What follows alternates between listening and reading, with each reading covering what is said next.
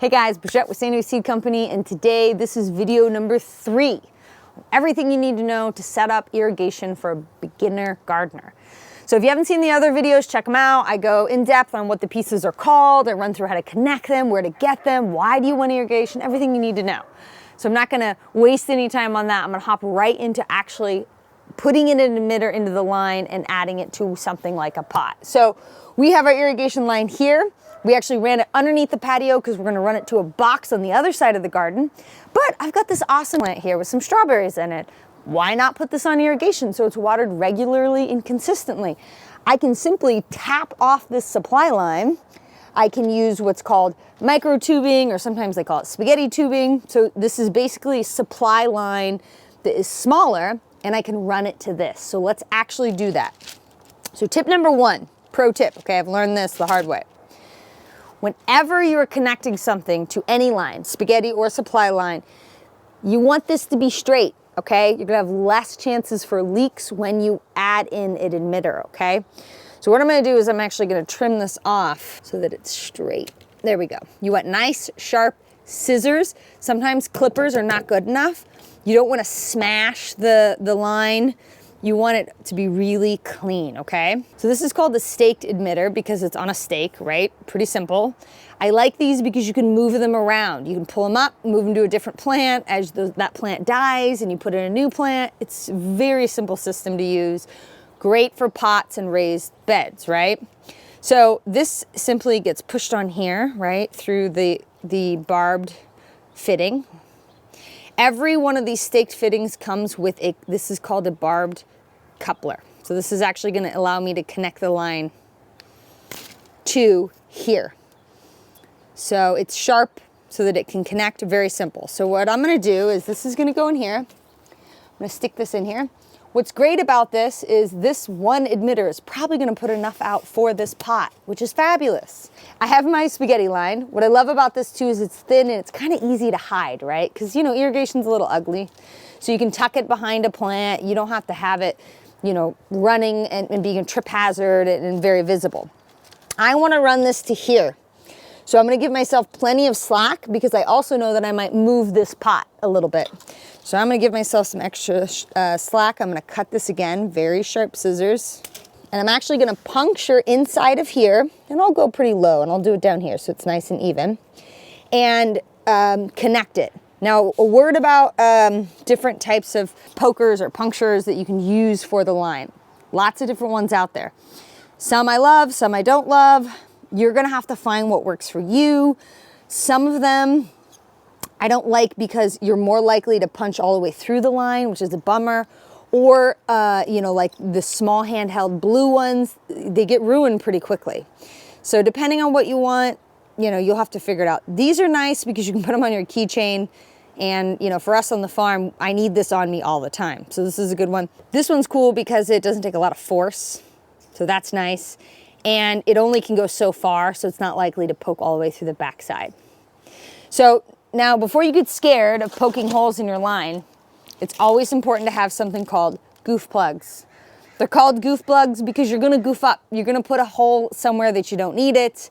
These will plug it up. It's a very simple system. You just, you know, put that in there and that'll take care of the plug. So don't be scared, right?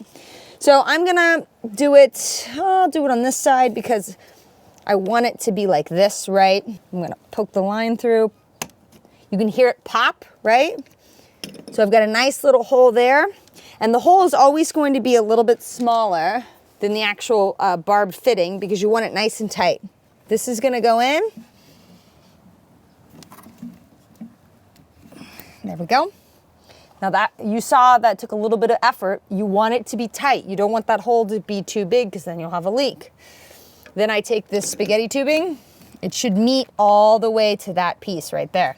Bam, that's just one of the many emitters I could put. So let's say I was gonna put pots all the way down this patio. I could just keep running a line off of this with T's. So there are small elbows that you can use. Just like with these elbows or these T's, it's the exact same concept, right? So I can continue to run off of that line all the way down. Something to note is when you have lower pressure, you only can go so far until the pressure really starts to drop. And the more emitters you put on there, obviously the more spread out that water is going to be, the lower the pressure is going to be. So kind of keep that in mind. You might have to actually run a bigger line over there versus the smaller line. So let's run the system real quick, see what happens. So I've got manual. I'm just gonna hit manual there, and it'll just start right up on its own. You can see a little watering system here. You'll hear it run. I can hear the water. We have water! Boom. What's cool about these is, so I'm gonna actually turn it once and kind of just let anything spray out. And with this system, it's cool because let's say I want less water, maybe it's a smaller pot, you can turn it way down. It's just literally just turning it a little bit, or you can turn it way up, right? There we go. I have water on this pot. And now it seems like, okay, that was a lot of work to water this one little tiny pot, but guess what? When I'm on vacation, that pot's gonna get watered no matter what. If I have a busy day and I forget and it's, 95 degrees out, this plant is not gonna suffer. The timer is always gonna go off on the set time that I give it. So I can't understate the importance of this, both for water savings, for money savings, and to really, truly have a thriving garden. So that was one little simple way that I'm gonna do it. Now let's go all the way around to a raised bed, and I'm gonna show you how I would set it up and why I'm gonna do it that way. So let's go. Okay, so now we're over on an actual bed, and I wanna talk about getting the irrigation up on top of the bed and what that would look like, and some of the thought process that I want you to go through when you're thinking about how you wanna set it up. So what we've done is we ran the supply line underneath the patio, all the way down underneath our passion fruit vine. I've got it to the bed. Now what do I do? Well, a couple pro tips here. First of all, it's always nice when things are tight and there's no tripping hazards, and it just looks nicer, especially we've got this beautiful cedar raised bed. We want it to look good. So what I'm actually gonna do is I'm gonna run it up over to the top of it. And if you don't have the pieces, you could run it like this, but then you get this, it's not even. I'm actually gonna run an elbow here, up to here with another elbow so that it's really tight on the bed. Nice thing about this is it is flexible. So, it doesn't have to be exact. What I like to do is actually just bend it where I want it so that I know, okay, that's where my cut's gonna be. So I'm gonna cut this again, very sharp scissors. You want nice, sharp, clean edges. These are called barbed fittings. Just a little reminder, quizzing you. Gotta get these guys in here. They should go all the way, right? Because you don't want this coming out, you don't want any leaking. So this is going to go to here. Then I'm gonna run the line so it goes up the bed. So we're doing this in the winter time because that's the only time I have to do irrigation, it seems like. I want it to be set up before summertime. So this plastic is even less malleable because it's cold out. So it's harder to get on. In the summertime when it's warm, plastic warms up, gets a little bit softer, it's a little bit easier. Okay, so I'm going to kind of think, okay, where do I want this? I want it to go right about here. So again, I'm gonna make my little bend so I have an idea of where I want it. I'm gonna make another cut. So was I not right? This is totally like connects. What was the other thing that we had growing up? We had connects, we had, I guess Legos for the cooler kids, but. All right, so we put this together. Again, that back and forth motion really helps get it in there. Okay, sweet, I love that that is right on the edge, okay? So now I have a lot of choices. This is where you really wanna think about how you're gonna actually get the water. We've got the water to the bed, now how do we wanna distribute it? That's a really important thing to think about. So, couple different things I can do. I can run, and it's totally dependent on your crop, right? So there's no one size fits all. And over the years, you'll learn what makes more sense for you, your climate, your setting, all of those things. So I could connect a line here, right? And run a line right down the middle. Then I cap it at the end. What's nice about that is I've got a lot of different options, and there's a pretty large volume of water that's getting to here, right?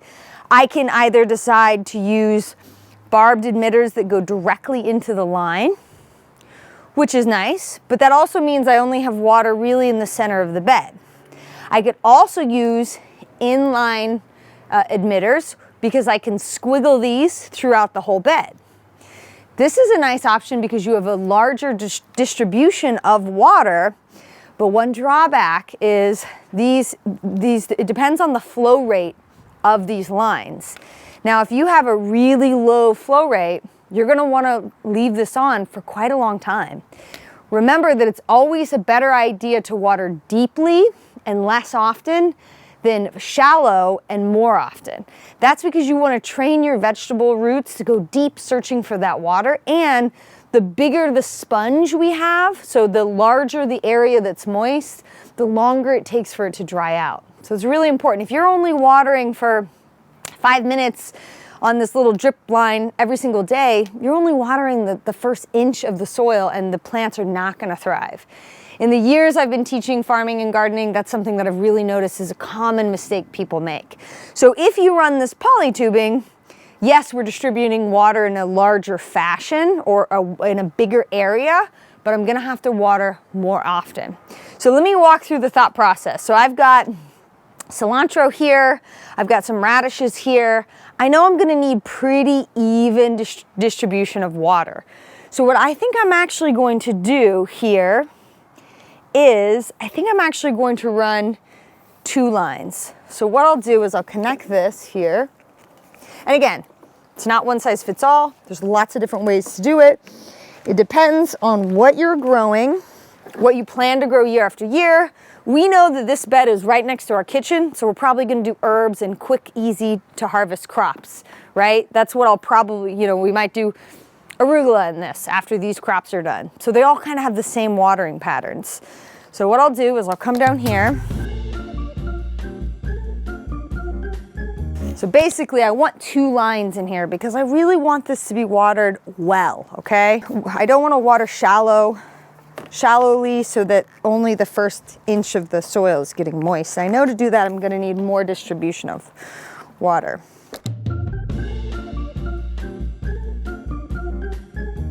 So I'm actually just using plant stakes here to hold this into place because it's wiggling around a lot.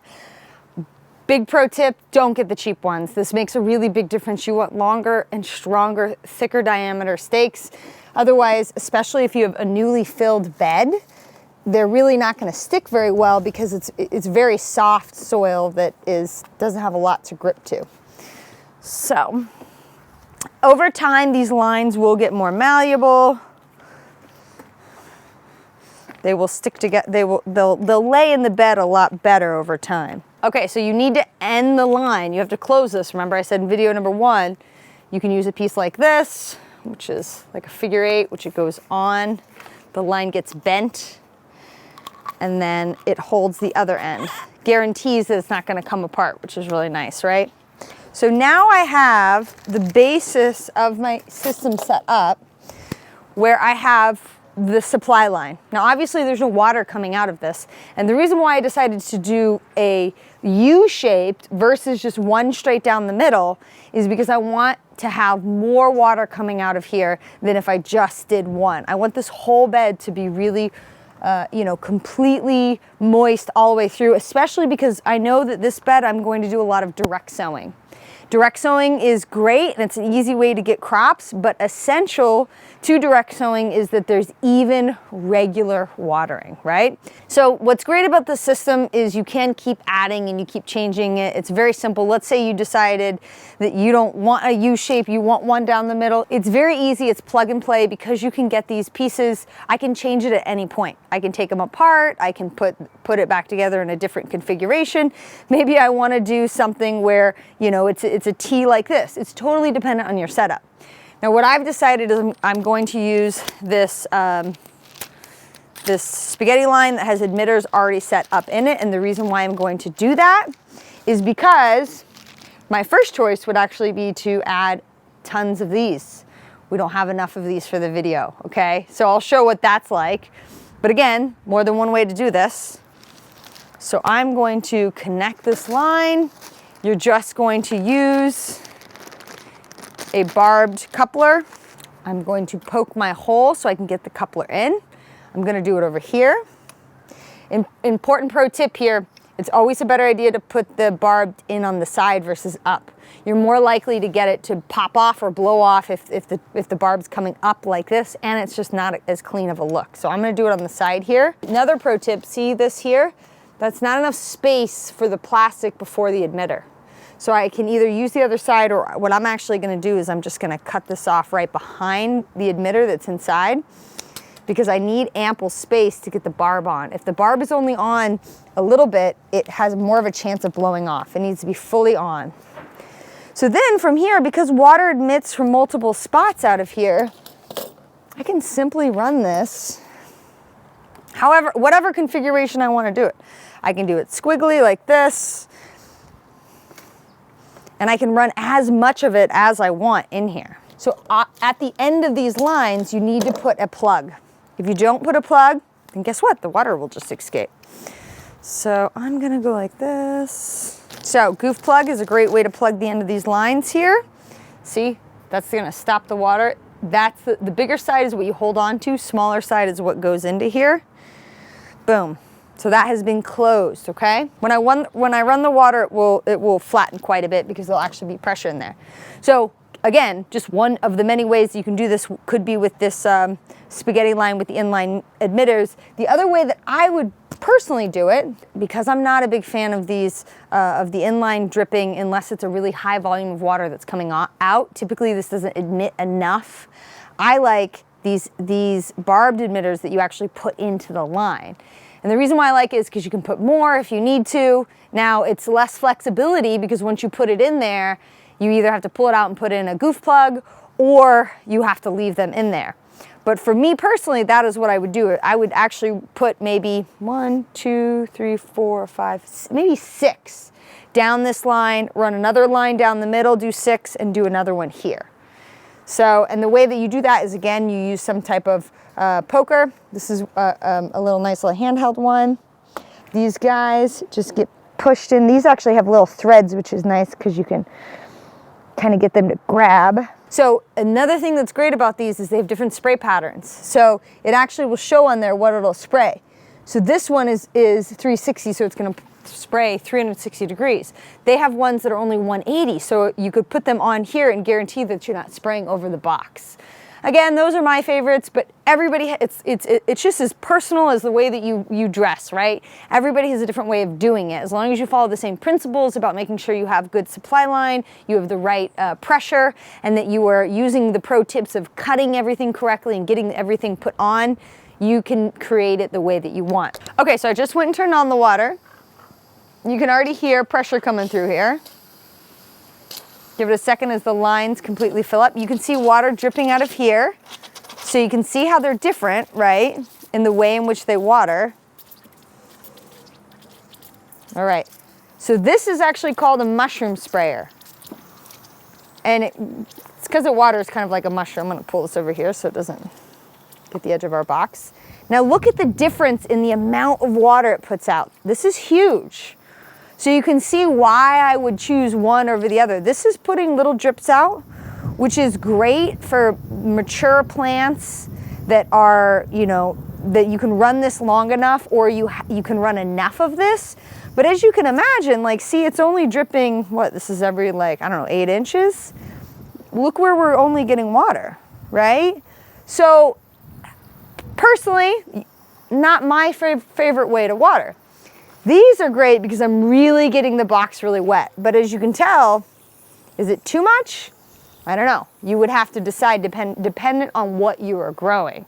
Now, keep in mind, they have hundreds of different kinds of these emitters. As you can tell from the star one, again, totally different pattern of water that's coming out. See, it's coming out in a star pattern. So it depends on what you're growing and what you're trying to achieve.